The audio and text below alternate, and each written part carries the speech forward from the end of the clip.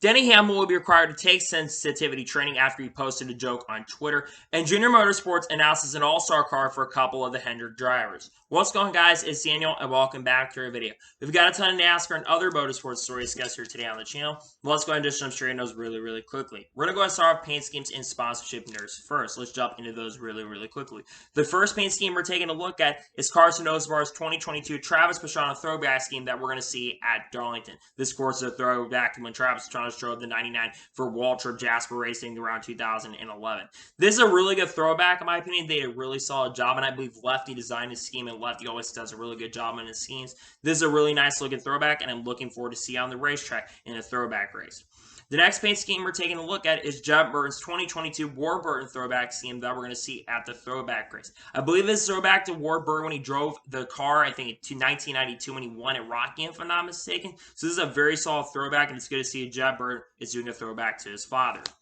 The next paint scheme we're going to go ahead and take a look at is Ryan Vargas' 2022 Jeff Gordon throwback scheme that we're going to see at the Darlington throwback race. This, of course, is a throwback to Jeff Gordon when he drove the 24 Pepsi car in the Xfinity Series in 1999. This is a very solid throwback, and also the marketing thing that Ryan has done has been really awesome. He always does a great job with it, and this is a very solid throwback in my honest opinion. The next paint scheme we're taking a look at is Todd Gilliland's 2022 The Pete Store scheme that we're going to see this weekend at Dover. This paint scheme is all right in my opinion. I do like the colors on it overall. I don't like the black number on the car, though. It's not my favorite thing overall. But it's cool to see that Todd Gilliland does have another sponsor that is willing to work, and that's at least one positive that I could take away from the scheme. The next paint scheme we're taking a look at is J.J. Lee's 2022 Bobby Hamilton throwback scheme that we're going to see at the Darlington throwback race. This, of course, is a throwback to Bobby Hamilton when he drove, I believe, the 68 car back in 1993, so nearly 30 years ago when this was driven. This is a really nice looking throwback, in my opinion. I do like that Work Pro 2 is able to basically incorporate the sponsorship in something that Bobby Hamilton kind of drove back in the day. So this is a really nice looking throwback, and I'm looking forward to see on the racetrack at the Darlington throwback race. The next paint scheme we're taking a look at is John Hunter Nemechek's 2022 Acme scheme that we're going to see this weekend in the Xfinity Series race at Dover. Of course, John Hunter will be driving the 18 for Joe Gibbs Racing Xfinity Series race. There's not much really to say here. It's pretty much similar to when he drove the Safeway car when he drove at Bridgman. So not much really to say here. It's solid looking though. I'm looking forward to seeing on the racetrack in the race this weekend. The next paint scheme we're taking a look at is Cole Custer's 2022 Autodesk HaasTooling.com scheme that we're seeing this weekend at Dover. I absolutely love this paint scheme. The black and white contrast very well. The numbers not really in the way as much, and I think it's a really nice looking paint scheme. They did a really great job on it, and I'm definitely looking forward to see on the racetrack this weekend at Dover. The next paint scheme we're taking a look at is BJ McLeod's 2022 Superior Logistics Services scheme that we're going to see this weekend at Dover. Not much really to say here in my opinion. It's cool though to see that BJ McLeod has got a new sponsor that is willing to work with them. That's pretty awesome. Glad to see Superior Logistics is jumping on and sponsoring BJ McLeod.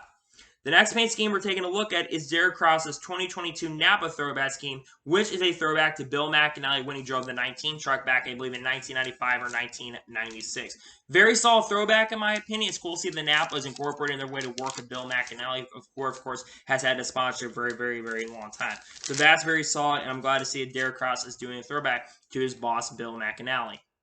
The next paint scheme we're taking a look at is Brandon Jones's 2022 Polaris Menards scheme that we're going to see this weekend at Dover. There's really not much to say here. It's just Menards with a different sponsor on the front of the car. But I do like the black corporation on the front. That's one thing I will say. But other than that, there's not much to say. Good to see, though, they're able to incorporate different sponsors with Brandon Jones every week. And the final paint scheme as of now that we're taking a look at is Stuart Friesen's 2022 Jack Johnson throwback scheme that we're going to see at Darlington throwback race. This is absolutely one of my favorites, if not my favorite throwback paint schemes I've seen so far. This definitely is a really good looking one from the photos that they've been able to show. They announced this last night, really late at night, so it was a big surprise when it was revealed, but it absolutely looks killer. They did an absolute killer job. Stuart Friesen, of course, his hero is, I believe, Jack Johnson, so that absolutely is amazing that they went ahead and did that. I thought it was really cool, and again, pretty awesome to see that they went ahead and did a throwback for him. And now we're going to go ahead and jump on to the next story of today's episode, as we're now talking about the Jeff Gluck poll from this past weekend at Talladega. Now, he always says he polls every single week, and for this race, it got an 86.8% yes. I honestly thought that the race was really, really good, so I'm kind of surprised it's lower than what I thought it was going to be. I thought the ratings were going to be just a little bit higher than this, maybe for his one. I thought maybe get around 90 to 92%, but 86% is not bad. I think this is the 5th out of 13 Talladega races, which a lot of people are not big fans of Talladega, so it really should not be a shock, though, that it was not as great, but that is a Jeff Gluck poll for this weekend. In my opinion, I would have rated it a little bit higher, in my opinion, but that, in my opinion, is the people get to decide how it goes. So those are the ratings for this past weekend for the Jeff Gluck poll.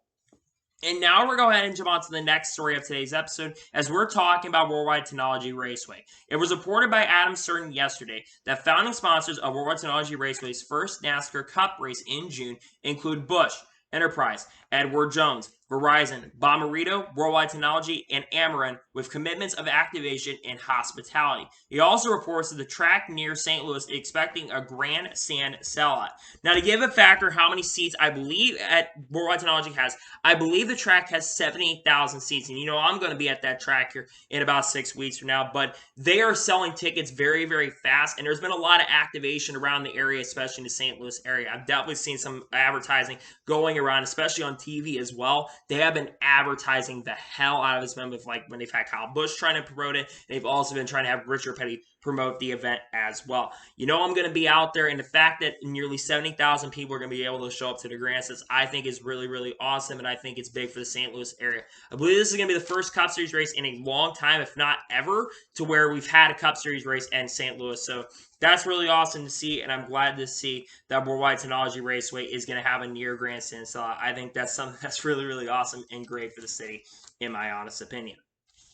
And now we're going to go ahead and jump on to the next story of today's episode, as we're going to talk about Kyle Larson. Now, we do have a couple stories revolving around Kyle Larson in this episode, including the big story. But Kyle Larson was revealed by the World of Outlaws that he is going to be pulling double duty in the World of Outlaws Bristol Bash. He'll be competing in the late models, and he'll also be competing in the wing sprint cars, where he has 25 or 26 career World of Outlaws victories in that series, respectively.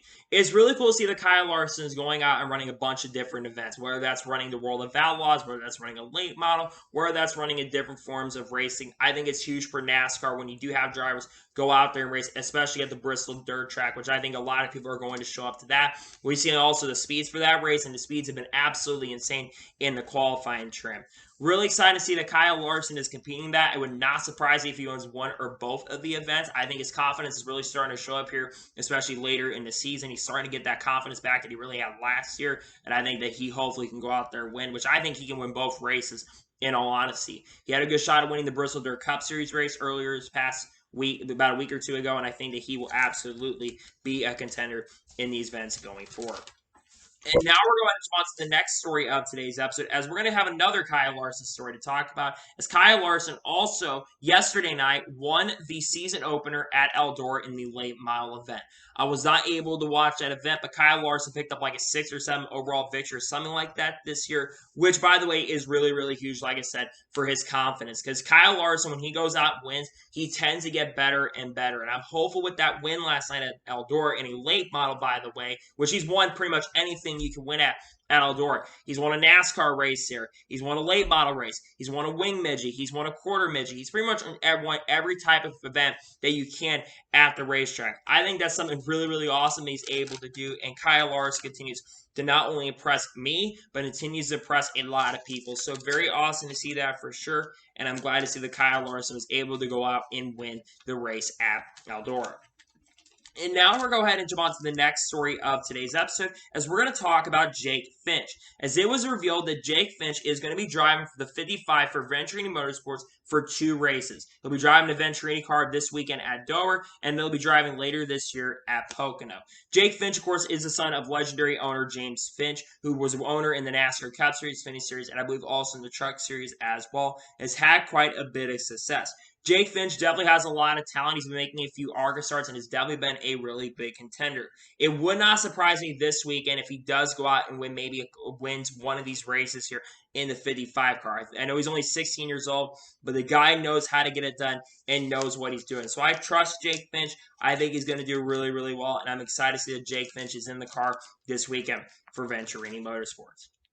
And now we're going to go ahead and jump on to the next story of today's episode, as we're going to talk more about Talladega. Now, it was reported by Adam Stern on Tuesday, or Monday night, I should say, that Talladega saw a crowd of around 60,000 people in the grandstands for yesterday's Geico 500, along with thousands more in sold-out campgrounds per sources. Which they also reported this as well. I think Dustin Law reported this as well, that the president said that this is the largest attended and most attended race at Talladega since 2017 in the spring. Talladega definitely was not sold out, but it was almost sold out. There's a lot of people that definitely were at this race. And the spring race tends to not get as many people showing up as the fall race does. So this really isn't a big surprise to me that we're continuing to see NASCAR grow in ways we've been seeing the ratings, which we'll get to those in a little bit. But the fact that Talladega got 60,000 people to show up, I think is absolutely amazing and absolutely great. And I'm very happy to see that Talladega was able to get more people to show up than it has in a very, very long time. And now we're going to go ahead and jump on to the next story of today's episode, as we are talking about Chad Fincham. As Chad Fincham is going to drive the 13 for NBA Motorsports this weekend at Dover. One thing to note is that the 13 team has acquired the 28 points from RSS Racing, so they now are 35th in owners' points. Originally, Natalie Decker was supposed to drive a 13 car for this race, but they've changed up and had Chad Fincham get into the 13 car for this organization. Chad Fincham definitely is a very talented driver. He's won a couple ARCA East races in the past, but I'm not sure if this car will be able to have enough speed. It is sitting 35th in owners' points, which definitely will help them, especially when it comes to qualifying going forward. But they better find a way to get more speed in that 13 car. That's the one way they're going to be able to make the races going forward, is they get enough owners' points and start finishing races better than they have. That's one thing that they're absolutely going to have to do if they're going to want to be a little bit more competitive. But I think it's cool to see Chad Fincham back in the ride, and hopefully he will do very well with this team this weekend. And now we're going to go ahead and jump on to the next story of today's episode, as we're talking about Patrick Emerily.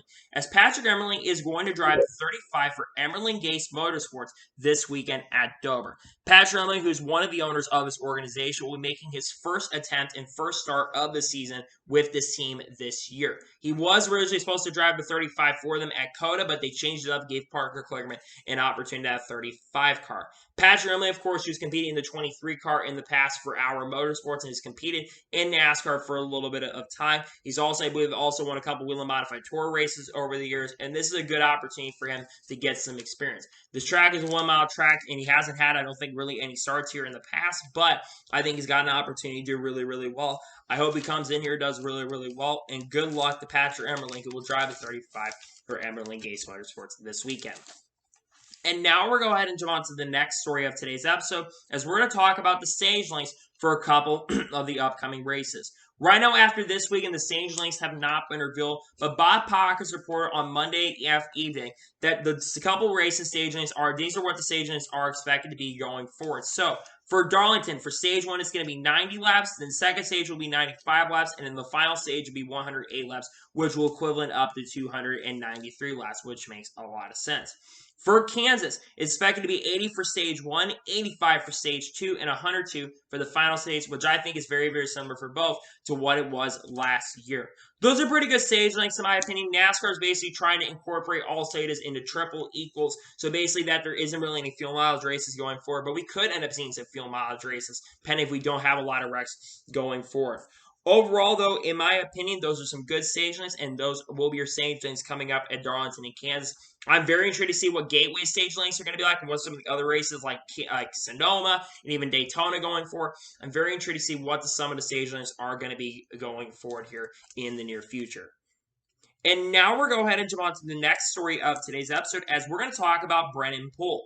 As Brennan Poole revealed last night that he is going to be driving the 31 for On Point Motorsports at Texas Motor Speedway during the All-Star weekend in the NASCAR Camp Road Truck Series. Meaning that On Point Motorsports, for I believe only the first or second time, will be having 2 trucks. Brendan Poole, of course, who's competed in the NASCAR Xfinity Series here for a little bit of time, has been driving the 47 for Mike Conner Racing, who's back in the 47 this weekend for the team. Who also had quite a few NASCAR Cup Series starts and NASCAR Xfinity Series starts as well throughout his career. Brendan Poole definitely is a very talented driver. I know that Tate Fulgham really hasn't done much this year in that 30 truck, but I don't think the trucks are amazing. I would expect that Brendan Poole, of course, will have to qualify his way into the event since this truck does not have any owner's points. But I'm wondering if they're going to be putting him in this truck a lot more since they are bringing him on here for this weekend. He's been probably their star driver, has really helped their team throughout the years. I'm glad to see that Brendan Poole is getting an opportunity, however, to drive with 31 for this team. I think Brendan is a very good and capable driver of getting behind the wheel. He's a very underrated driver, and this is probably his best opportunity he's had this year. He will have to qualify for the event, but I think that he will be able to do that. He's a good driver. I think he'll be able to go out there and qualify for the event. But I think he'll get it done. But again, we'll have to wait and see what happens. But I think he will be able to qualify his way into the show, in my honest opinion. And now we're going ahead and jump on to the next story of today's episode as we are talking about Bubba Wallace. Now, Bubba Wallace basically put out on Twitter that after the wreck, he said he is okay, and he says he's all right, and he's moving on to the next race. Now, if you watched the NASCAR Cup Series race yesterday, if you watched the NASCAR Cup Series race this past weekend at Talladega, you saw on the last lap of the race where Kyle Larson made kind of a bad block on Kurt Busch, went up the track on the last lap, and got Kurt Busch in the outside wall, and Bubba Wallace got clipped by his teammate Kurt Busch, and Bubba Wallace hit the outside wall really, really hard. And Bubba Wallace reported on the radio that he said that he doesn't know how many more of these hits he can take. Now, Bubba Wallace hasn't involved in quite a few accidents this year so far. He, of course, was involved in that crash at Las Vegas where basically he hit the outside wall really, really hard. After Eric Jones, he had some issues late in the race where he crashed in the outside wall, and Bubba Wallace hit the outside wall really, really hard. Then Bubba Wallace later in the year at Atlanta hit the outside wall really, really hard. And now this weekend at Talladega, he's been involved in wrecks. It is very concerning to see that Bubba Wallace is not sure. And he's a younger driver, too. You have to realize Bubba Wallace, I believe, is only 28 years old or 27 years old. So he's a younger driver. So you don't really want to see these drivers getting hurt. And you don't want to end up having another Dale Jr. situation where a lot of concussions come up. I think that's one thing that really could help the situation is if they do go ahead and have some more development on these next-gen cars. I feel like there needs to be a little bit more development on the next-gen car to make it a little more safer. They have been trying to make more things safer on the next-gen car, but I think that's something that they can do going forward is help with the safety. But it is okay. The Bubba Wallace is okay. Let's hope the Bubba Wallace does not continue to have any more major wrecks going forward. Let's hope that's the case, and hopefully he won't have any more major wrecks going forward in the future. And now we're going to go ahead and jump on to the next story of today's episode as we're going to talk about the Indianapolis 500. Now, it was announced yesterday that Indianapolis 500 is going to have some new qualifying procedures for this year, as there's not expected to be any bumping this year. There is expected to be a full field, but there is expected to be no bumping in this year's Indianapolis 500 for the first time, at least since 2015. Or 2016, which is really, really unfortunate. So because of that, they have changed the qualifying format. So on Sunday, instead of the Fast 9 qualifying, the top 12 are going to be able to qualify on Sunday, with the top 6 from that going into a Fast 6 shootout for the pole. So the Fast 6 they do in IndyCar, that is going to be a thing coming for this year's Indianapolis 500. On Saturday, the 13th through 30th, they will be able to qualify and set their spots respectively. And then 31st through 33rd, they will have their last row qualifying where they will determine right there. This is definitely a major change for the Indianapolis 500 because, again, for many, many years, they've had bump day. But because of the fact that there is no bump day, they've gone ahead and change up this year's Indianapolis 500 qualifying format. Again, it is not a major surprise that they've gone ahead and done this, considering the fact, like I said, that the Indianapolis 500 is not expected to have more people showing up this year than they've had in the past, which, again, is unfortunate. There's not more people showing up than the 33, but it is what it is. So that is the Indy 500 qualifying format for this year. It's a different format, but I hope people don't get upset by the format that they have this year, as I think sometimes you do have to make some overall changes, and that will be the format for this year's Indianapolis 500 qualifying. And now we're going to go ahead and jump on to the next story of today's episode, as we're going to talk about Stephen Parsons. As it was announced this morning, just about 30-40 minutes ago, that Stephen Parsons is going to be running a majority of races for Alpha Prime Racing starting at Texas Motor Speedway.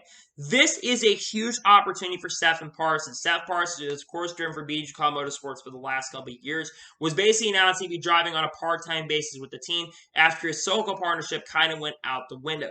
This is definitely a better opportunity than he's had with BJ Cloud Motorsports for a couple reasons. One, I think Alpha Prime Racing is a much better organization this year than they've been in the past. And number two, these cars do have better position, are in a better position when it comes to owners' points than the other team like BJ Cloud Motorsports, which right now, that 99 car, which isn't running full-time anymore, that car is not really in a great position when it does come to owners' points currently at the moment. Now, one thing also to note, and very important thing though, is that, like I said, this is a better opportunity for Stephen Parsons going forward, and I think that he will have a great opportunity here to drive again for a very awesome and good organization, Alpha Prime Racing. Tommy Joe's had a great team that's been going forward, and I do think, like I said, this is a great opportunity for him. What are my overall expectations for him in this car? I think that Stephen Parsons could contend for some top 10s, some top 15s. I think these cars are capable of doing that. I know that maybe there's some high expectations for Stephen Parsons, but I do think that he's got a really cool and awesome opportunity here, and I'm wishing Stephen Parsons the best of luck here this weekend and here later this year at Dover, which we're a couple weeks from that. Good to see that he'll have some opportunities to drive for the team starting at Texas. Now we're going to jump on to the next story of this episode, as we're going to take a look at Stephen Parsons' scheme, the Kelly scheme that we're going to see this weekend at Dover. I completely forgot to talk about the scheme, but this paint scheme absolutely looks really, really good in my opinion. I think did a really solid job on it. Good to see these guys a new sponsor that's willing to work with them this weekend, and I'm glad to see Stephen Parsons is back in 99. Yes, we drive a lot of races for Alpha Prime Racing, but I think this is a really cool opportunity for him this weekend. Good luck to him out on the track, and I absolutely love this paint scheme. And now we're going to go ahead and jump on to the next story of today's episode, as we're talking about Nick Sanchez. And Nick Sanchez revealed in an interview with Casey Campbell earlier this week that his next Xfinity start will be in a couple weeks at Charlotte Motor Speedway. Nick Sanchez made his Xfinity Series debut at Phoenix International Raceway. It was announced he'd be running a couple starts for a BJ Cloud Motorsports season in the number 5 car, but he'll be making his second start in that 5 car at Charlotte Motor Speedway, or with another car, perhaps maybe like the 55 car makes its return. Nick Sanchez, of course, coming off of a big victory in the ARCA Series at Talladega Super Speedway. There was a very controversial finish there, but picked up a second career victory in the ARCA Series with Rev Racing.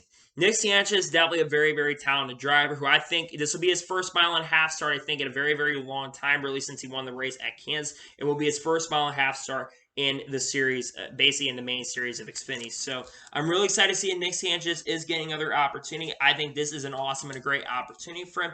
And good luck to Nick Sanchez as he makes his return to the Xfinity Series in a couple weeks at Charlotte.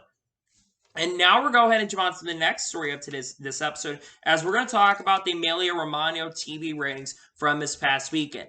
It was reported by Adam Stern. The ESPN earned a 0.66 rating and 1.003 million viewers for Sunday's F1 race in Italy, which is up from both the event there last year, which had 9 or 6,000 when it was the second race of the season, and the comparable slot, which was the Barcelona, which was the Spanish Grand Prix, which was the 4th race of 2021, and got 857,000 viewers.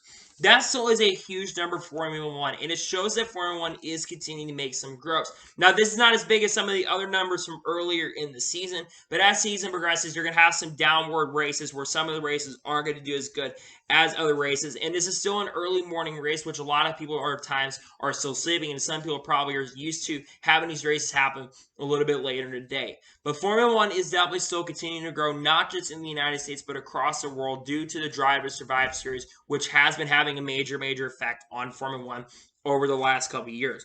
I think it's really cool to see the Emilia-Romagna TV ratings continue to grow. I was able to watch the race, and it wasn't the most entertaining race in the world either. I think the last couple of races for Formula 1 have not been the most entertaining, especially since Max Verstappen pretty much put on a dominating clinic after he took the lead. The only notable things that really happened were Lewis Hamilton getting stuck behind traffic, getting stuck behind Pierre Gasly, who's still probably trying to pass Pierre Gasly to this point, but also I think when Charles Leclerc basically spun out and still bounced back to 6th place finish, which is still a really, really good bounce back, all things considered. So in my honest opinion, it's good to see the TV ratings were pretty good for Formula 1. They weren't the best, but they were pretty good TV ratings from this past weekend in Formula 1.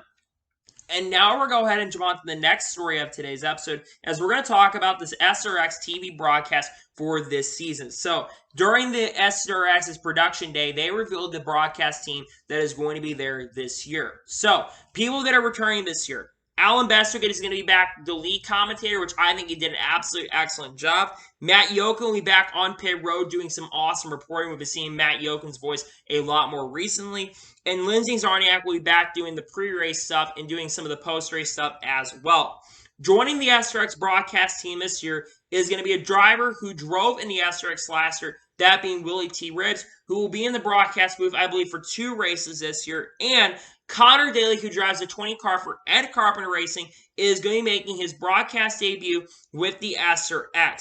I think this is a very solid broadcast lineup. One thing that is very important to note is that there is someone else who will be joining the broadcast team. They never revealed exactly who will be joining it, but they will have someone else joining the broadcast team this year. I haven't heard Connor Daly ever do any broadcasting for, so this is very intriguing to see. But it's cool they're bringing a driver like Connor Daly in to do some of the broadcasting. I'm kind of shocked he's not driving in the series this year, but I think it's cool they're bringing him in.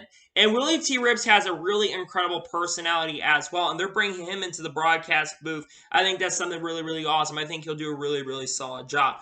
Overall, you've got another really strong all-star team. It's not as strong as last year's lineup, I should say, because last year you had Brad Dougherty in this series, and then you, of course, had James Hinchcliffe in there, Dario Franchitti, who's commentating from time to time, and Danica Patrick as well. It's not as strong as an all-star lineup, but it's still a really strong lineup for the SRX's broadcast team, and you want to have the people pretty much be the same the whole time. So I think that's something I love is the SRX. They also have a rotating team very similar to Fox. I think that's one thing that Fox really leaned on when it comes to SRX is having different people in their broadcast booth, the third people. I think you do get your chemistry from time to time, and in my honest opinion, it's really cool to see that they've got some of the people back this year, and just cool to see that Alan Bestwick is back commentating. I think he's going to do a really good job once again, like he always does, because Alan Bestwick is one of the best.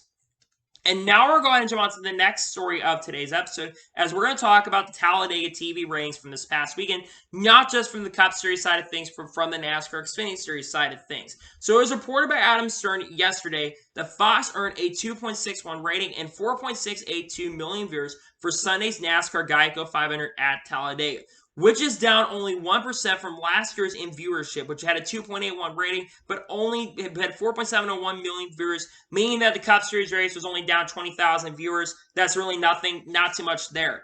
But here's where the good news is. Meanwhile, the Xfinity Series race on Saturday got a 2.061 million viewers, the most for any event in this series since Daytona in 2017. And keep this in mind, the race in 2017, I believe, was not broadcasted on Fox. I think it was broadcasted on FS1, if I'm not mistaken. I could be wrong in that, if you have to quote on me or not. But I think the race on was on FS1 too, which is still really, really huge.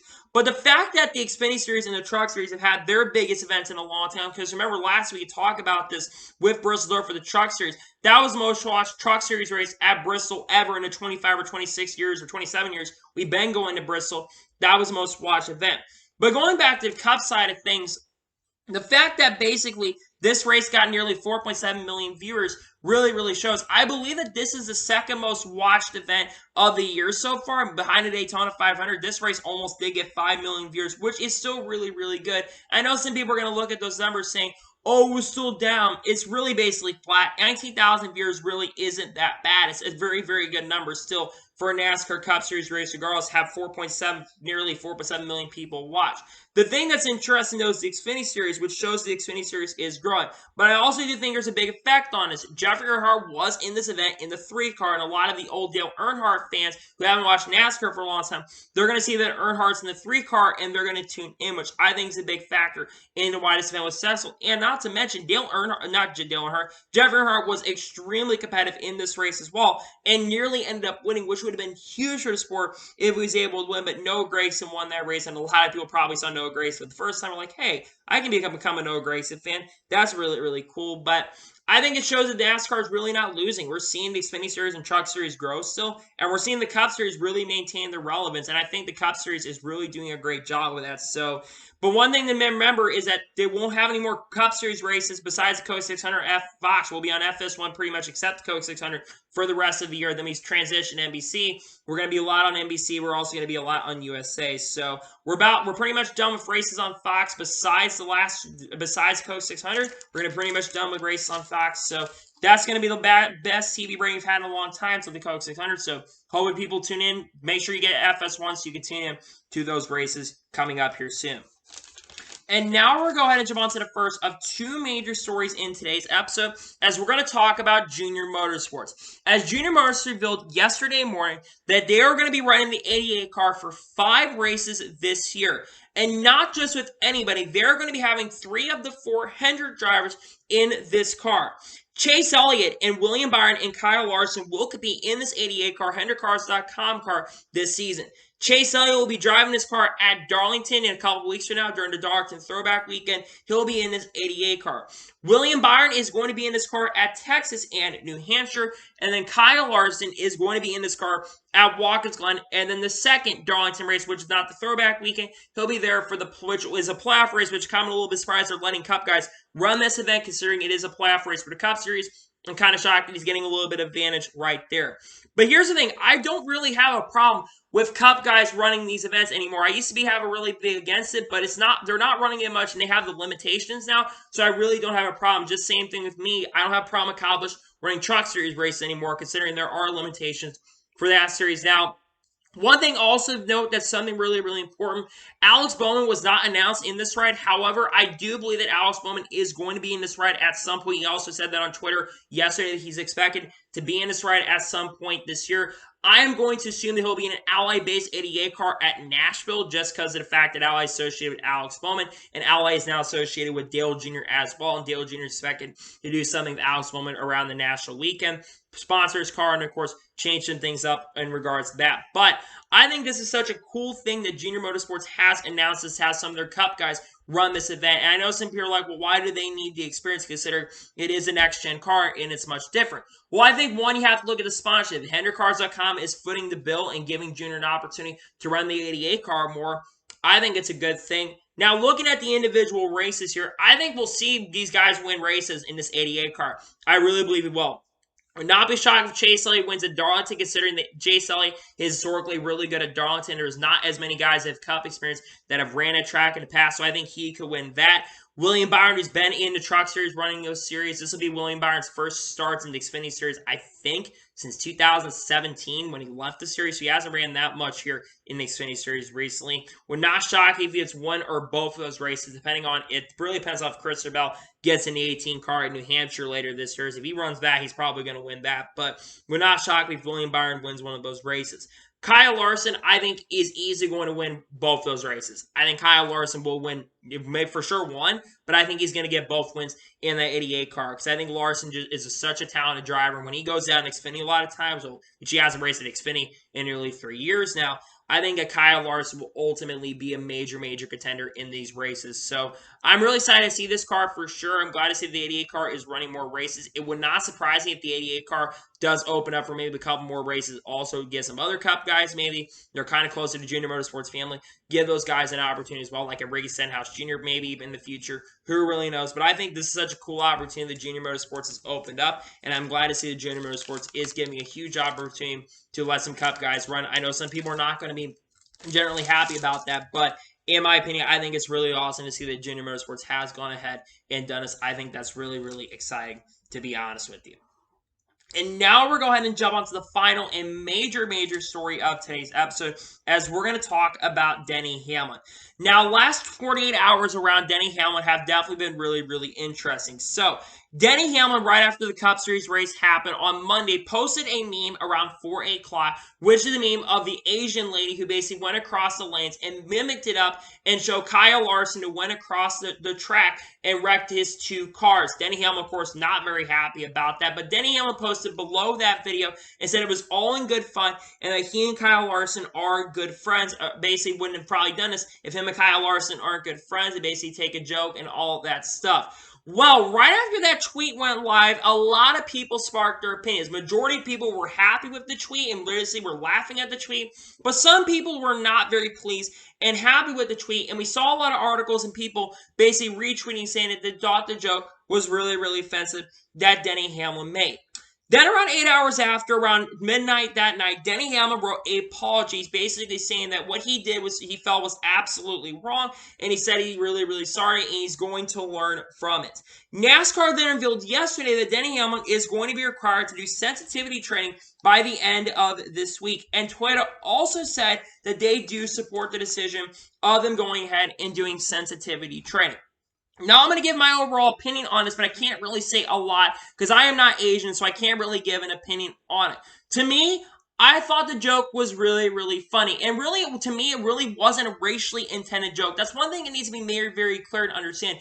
There was no racial intention. A lot of people that have been criticizing Denny Hamlin for the joke, I've noticed a lot of people have not been saying that he had any racial motivation toward making that tweet. They really said he really didn't have any motivation there. He just was making a joke at Kyle Larson. That's really what was going on right here. He wasn't making a tweet racial motivated. He was making a tweet basically as a joke to Kyle Larson because he wrecked both of his cars, and I know Denny Hamlin was not happy about the situation. To me, I don't think Denny Hamlin should have to go through sensitivity training. I think some people do sometimes need to take jokes and not take everything so seriously, but I will say that sometimes you do have jokes that go too far. Can you argue that maybe the joke went a little too far? Maybe you can argue that. But to me, I don't think he should be required to go to sensitivity training. And I will say that generally, there has been a ton of backlash toward Denny Hamlin having to go to sensitivity training. And I'm generally one of those people that is against him having to go to sensitivity training. I don't believe this situation warranted him going to sensitivity training. And then I've also seen on social media as well, people trying to compare this to Kyle Larson, what he did a couple years ago. You cannot compare the two. Kyle Larson said the gamer word. He said the really, really bad word that you're not supposed to say. Denny Hamlin brought a meme and a joke, and maybe was a joke a little bit offensive, maybe, but it is dark humor, and sometimes you do have to take, sometimes you have to take some of those jokes. But I am not Asian, so I can't really entirely say my opinion right here. And I'm not, and again, one of my big questions is how does Kyle Larson really, really feel about this? Is Kyle Larson mad about this, or is he doesn't really care? I can tell you that Kyle Larson probably isn't mad about it. Kyle Larson has in the past made Asian jokes against himself. Remember 2019 at the Southern 500? Kyle Larson basically was asked about, I think, playing golf and stuff, not doing math or something like that, and he responded, "Why is that an Asian joke?" And Kyle Larson responded, and they were all laughing in the hall, and Denny Hamlin was right there as well. One thing that Denny Hamlin, though, could have done that probably could have been a little bit smarter is he probably may have not posted it on Twitter and maybe could have posted and sent it to Kyle Larson, the meme to Kyle Larson, and then not send it out. Don't get me wrong, it was a funny joke, but maybe you probably shouldn't have sent that out to Twitter. But again, I thought it was really, really funny. And it also shows a little bit of personality as well when you do kind of have a dark sense of humor. And it shows a little, it really, really shows a little bit of a personality right there. That being said, though, again, I don't feel like he should have to go to sensitivity training. There's been things that people have done way, way worse and have not had to go to sensitivity training. But again, you also do represent a lot of brandings and stuff. You do represent a lot of brands. This really is a tough situation. It's why it's one of the most controversial situations we've had this year. Because in my opinion, I don't think that Denny Hamlin should have to go through sensitivity training. Don't get me wrong, it was an offensive joke. But it was a dark humor joke, and I thought it was funny. But again, I can't really give entirely my opinion. And I've seen, and I will say this too, I've seen some Asian people who have been offended by the joke, and I've seen quite a few Asian people and Asian mutuals that have basically been okay with the joke, and they thought it was really, really funny. But I will say this, that I can't really give my opinion other than that. So, anyway, that's today's Law NASCAR and Motorsports video. I want to thank you guys for watching. Please subscribe to the channel, notifications, be notified when a video does go live on my channel. Follow me on Twitter, Facebook, and Instagram, and support me on page as well. Let's get your below with that and comment your thoughts on today's video. Do you think that Denny Hamlin should be required to do sensitivity training for his joke or not? Let me know in the comments below. And what are your thoughts about Junior Motorsports fielding another car for a couple Cup Series drivers at Hendrick Motorsports? Let me know in the comments below. Not sure what's coming out tomorrow, but it might be a 2024 Cup Series driver lineup predictions. Keep your eyes on the channels. I have something special that might be coming for you guys tomorrow. Keep your notifications on. So anyway, like I said, I want to thank you guys for watching today's video, and I'll see you guys next time for your awesome NASCAR and other motorsports content on the channel like this. Take care, everybody.